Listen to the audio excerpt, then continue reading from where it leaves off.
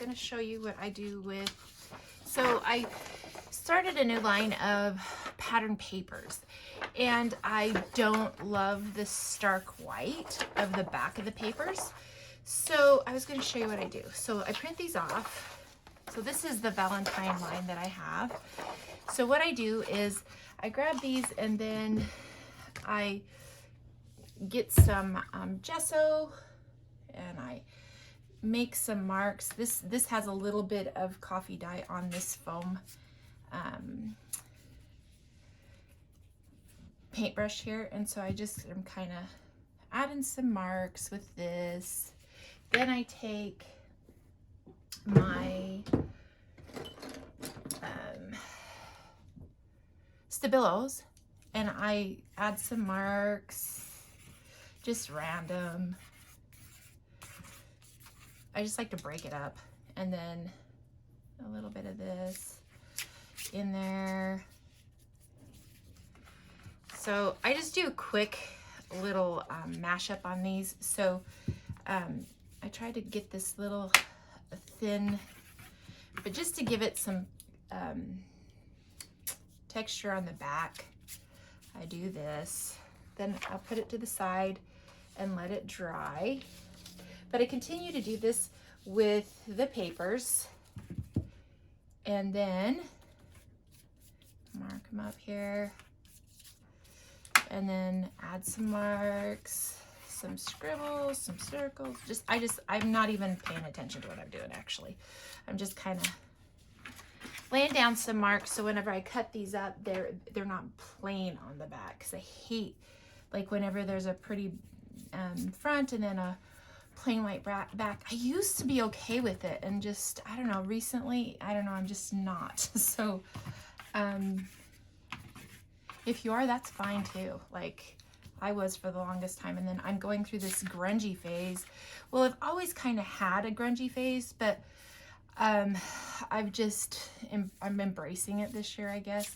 And so I really like adding a little bit of marks and that kind of thing to things. So anyways, I'll let that dry and then we'll come back.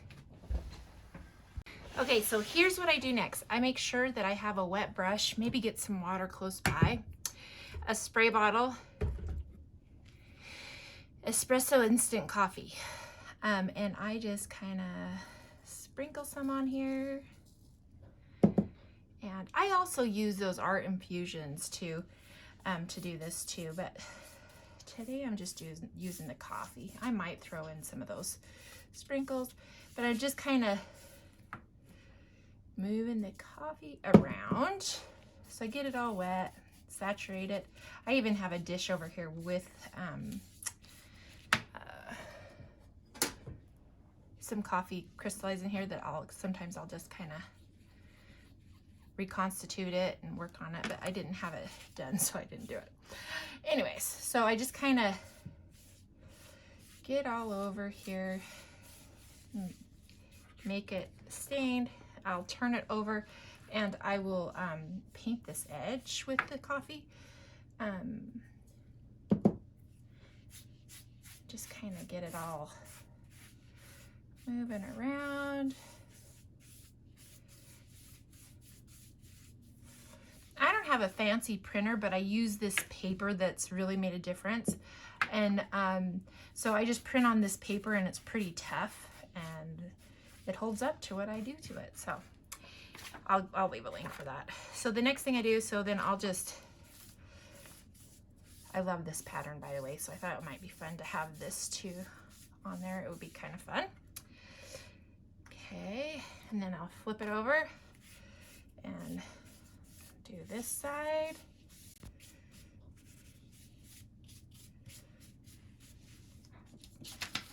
And then I'll do this one.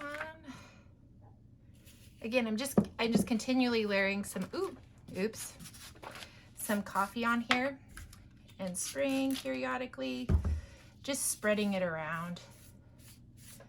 Kind of grab some of those coffee granules and just kind of painting it on haphazardly.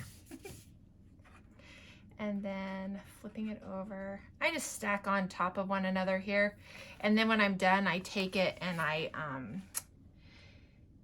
hang them up in my art room and just let them dry. They dry fairly quickly as long as I keep this pretty thin coated. And then the last one here, I'll add some coffee to this, spritz it a little bit. Oh!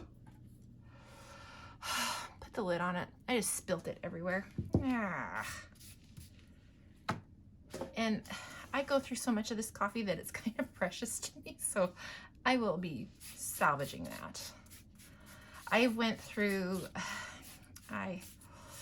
3 of these and they last forever. And I've done so much collage fodder lately that I'm just kind of going through a ton of it. So it's not that expensive, but still it's kind of precious to me. Okay, so I'm gonna flip this over and we'll do the back. I'm just gonna grab some of this that I spilled. I'm such a mess. It went everywhere. Oh well. After I'm done with this, I'll clean it up. I'll clean it up while this dries, then I can work on something else. So basically, I just kind of lay this down, then make sure everything's covered pretty good, and then I hang it up and let it dry. And my, if you love the smell of coffee, your art room will smell like coffee. If you don't, then go out, put it outside and let it dry. I don't know, I think it smells good. Anyway, so I just kind of peel this up and hang it up and it'll be ready to go. All right, I thought I'd show you the result. So this is with the coffee stain on it and this is just the plain. So you can see how it makes it look aged. But then if you love this bright crisp, then that's perfect.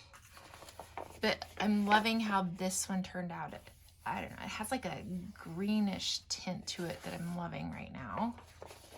But that's that one. This one I didn't hit it all, so there's spots where it kind of is the original, and I kind of like that too. Not sure why that happened. And same with this one. I miss parts of it, but I'm kind of digging it, so. But anyways, this is what it looks like when you do them this way. I love the coffee stains personally, and I could have made these, like I could have made these with that around it. And another thing you can do is print to the edge, and I always forget to print to the edge. Every time I do this, I forget it. I need to put a little Post-it note on there that says print to the edge, but I don't mind it. It works. Anyways, there you go.